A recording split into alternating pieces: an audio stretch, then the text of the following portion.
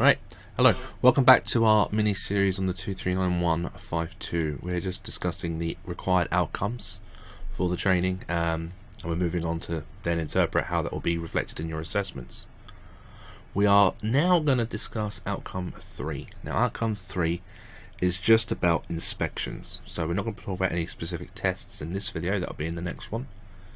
The outcome is to understand the requirements for the inspection of the electrical installation. Now remember, in the 239152, this will cover the inspection requirements for a initial verification and the inspection requirements for a periodic inspection or an electrical installation condition report. But there are differences between the two, with both the inspections that you make, the attitude you take to those inspections, and the way that you report them. So we need to just highlight a couple of those. Alrighty. Actually, before I go on, there we go. It's a larger chunk compared to the last outcome. There's going to be 11 questions in this area, and that's not too bad. Not too bad. We'll see. All right. So the first outcome the first part of outcome 3 is the learner can identify the items to be inspected during inspection in accordance with the schedule of inspections. Now, if you were to refer to guidance note 3, you can see the initial verification inspection guidance in 2.5.3, and it's a blown up list, and it's very useful. It's very useful information. It's got your general inspection checklist. It then goes on to some specifics: lighting control, switch gear, socket outlets, fuse connection units, cooker control units, and that's quite useful because quite often they may pick up in the assessment. They may say you're going to carry out the inspection for a cooker control panel, and it'll ask you to explain 5 inspections. If you could pick up one of the ones that is unique to that then that'll be very good. That'll be a guaranteed mark. But if you just stick with general, then you're losing accuracy. And if you go with things like check connections and is it tight or check erection, then you're not really giving a specific understanding of the inspections on the question. So the obvious thing is you need to understand what inspections to carry out, and your general knowledge on all electrical systems is important here. You may be asked a question on your inspection for a steel conduit system. If you've never installed a steel conduit system, it's worth developing a bit more understanding on the system so you can understand what inspections you'll need to make, because you can't really be certified as being competent to inspect steel conduit if you've never really worked with it. So think about any other development you may need, theoretically and practically as well, at the same time here. 3.9.1 is the condition report inspection. It's more of a verification and a checking of the condition. It's not really a check, so to speak. We'll see this in a second. It's important to say that guidance in guidance note 3 is good detailed guidance, but the question does say the schedule of inspections, so it will relate more to the documented inspections. I'm going to compare them both towards the end of this video, but a quick preview of the electrical installation condition report is here. So we'll be trying to get as much understanding on all of this as possible, and this is where you really just need to talk to your trainer, get them to explain any of this further. If any parts of these inspections are completely foreign to you, then you need to seek further information on them. You can't just put an NA because you don't know what they are. You must understand what all of this information represents. We're going to cover the 2 schedules towards the end of the video. I just said that, right? The next thing, the learner can explain how the items on the schedule of inspections would be verified or classified. Again, the electrical installation certificate is your initial verification. It's your way of documenting that the work has been carried out as designed, as constructed, and inspected thoroughly. So all that report or that inspection schedule should contain is either confirmation or not applicable. We don't put limitations on them, we don't put codes on them, we don't put crosses on them, because what you're saying there is your work is crap. We don't commission crap work. If you are doing an inspection and you have an issue, a non-compliance, a cross, that's where you stop reporting and you stop the process and you go back and you repair, or you contact the installer to fix it. From the condition report angle, though, yeah, we are going to an existing system, so it may be confirmed with a tick, it may be that it's not applicable, it may be that there's a limitation because we have been unable to access, or there's been limit on time. We don't do limitations on new installations because the inspection should be carried out at a time suitable. We shouldn't cover up cables, plaster over them, and then come back and go, oh crap, I can't inspect that anymore. We should have inspected it before it was inaccessible. So there's no excuse for putting it. There's no reason we should put limitations on those. The not verified, there are a couple of examples in Guidance Notes 3. If you look in periodic inspection where it says the types of tests, for example, this is something that the NIC didn't like when I mentioned it to them at a conference, but they have taken not verified off of their certificates because they want to. But if you go to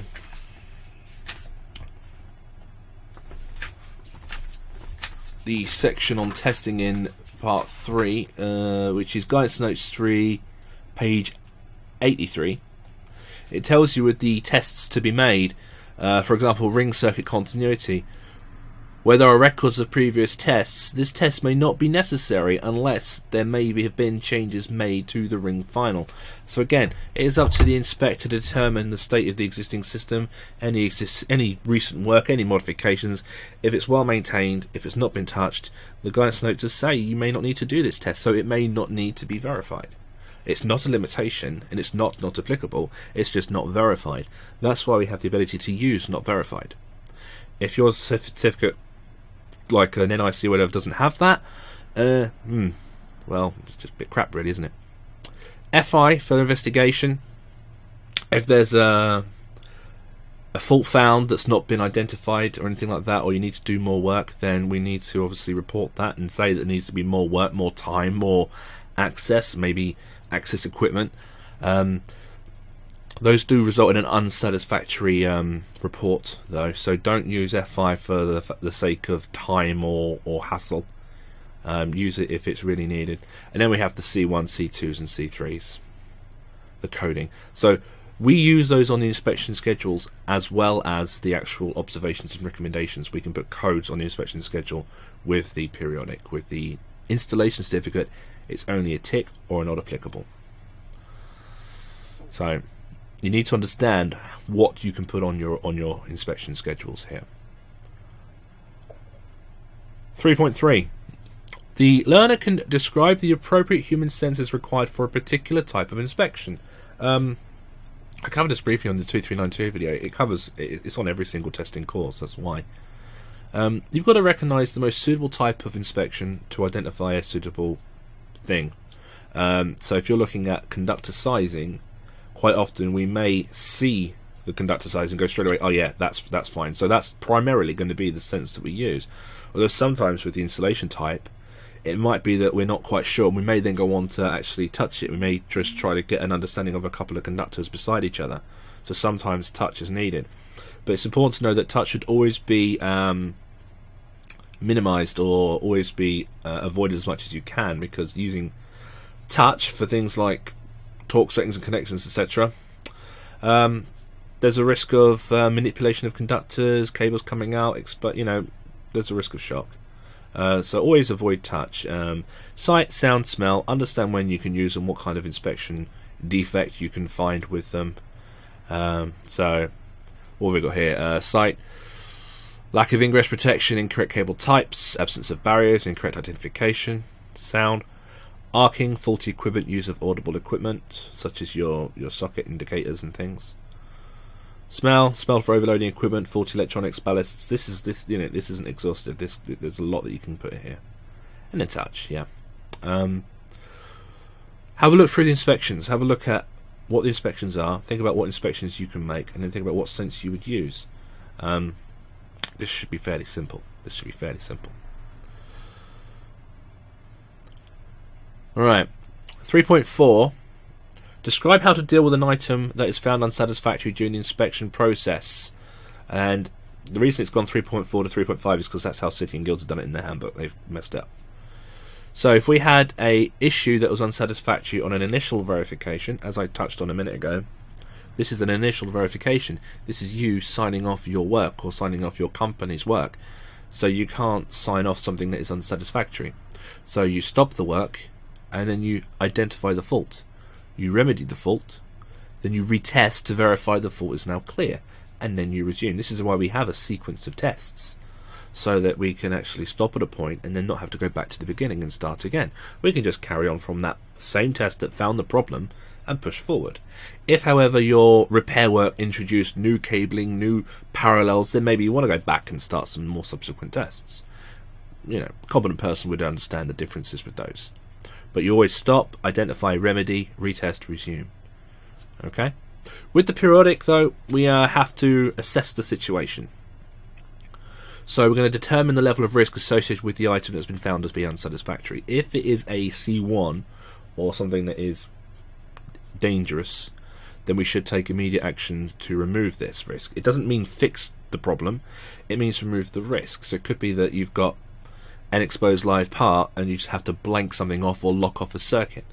You know, you don't have to then suddenly go and source a brand new accessory that matches the damaged product. You have to just make the thing safe, then allow the customer to have a safe system and decide on what actions to take.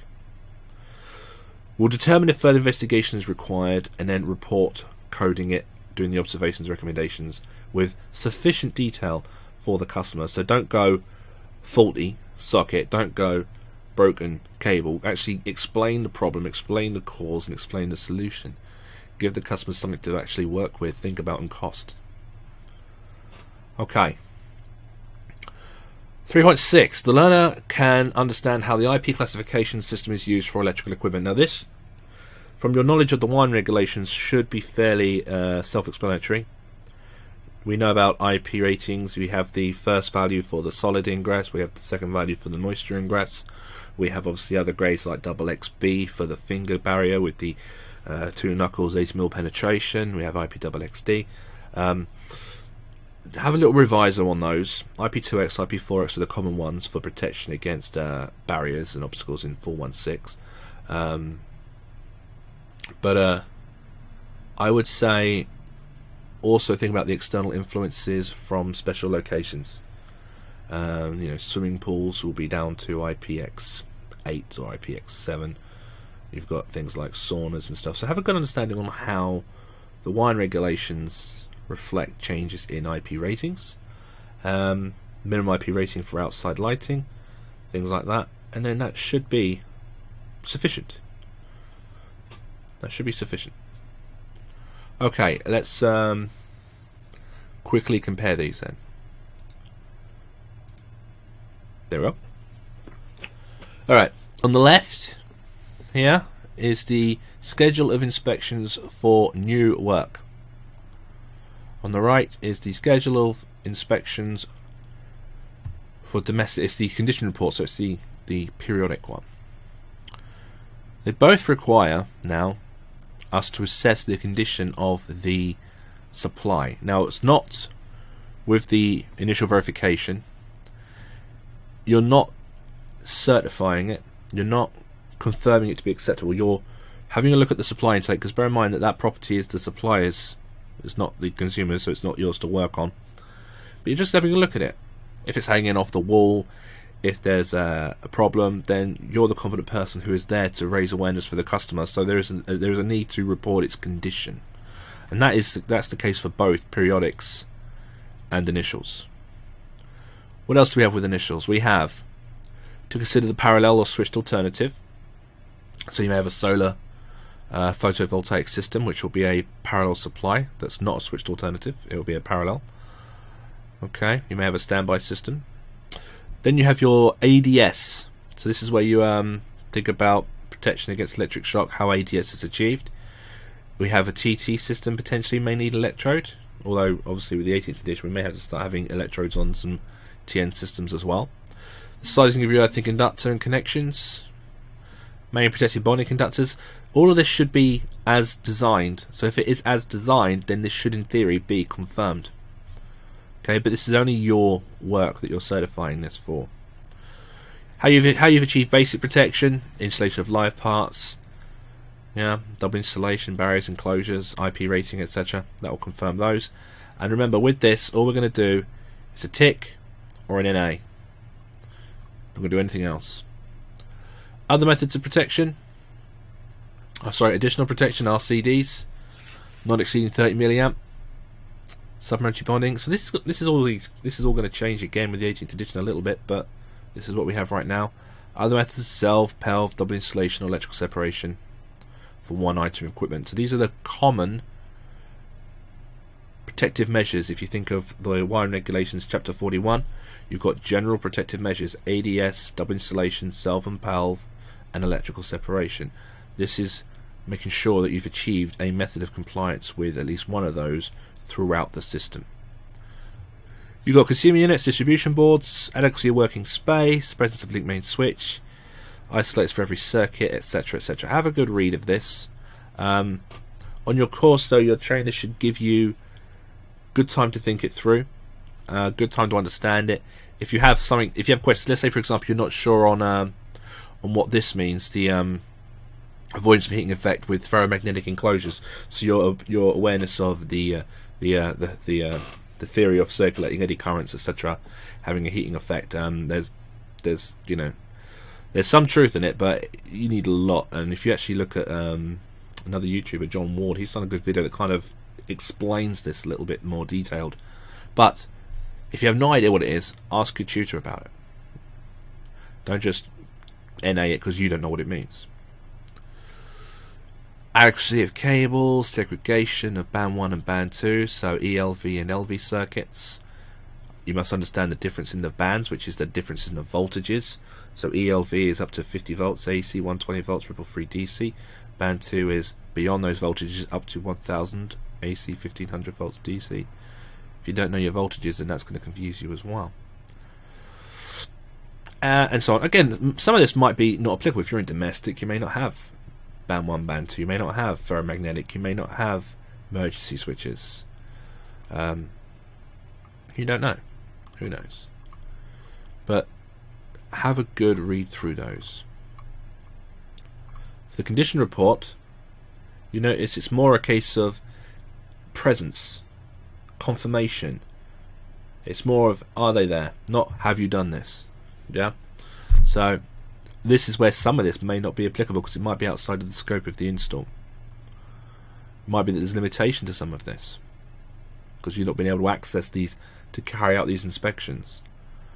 Okay, but there's a lot of familiarity with some of them, and some of them are unique. So have a good read through, and you'll notice here the ability to report on here includes using the C1, C2, C3, FI, okay, NV. We actually can code on the inspection schedule as well with the condition report. My training, we would go for every single inspection and we'd give a scenario that to actually practice on that would that would fail some and pass others, just to make sure that you've all got an understanding on the difference between the two schedules.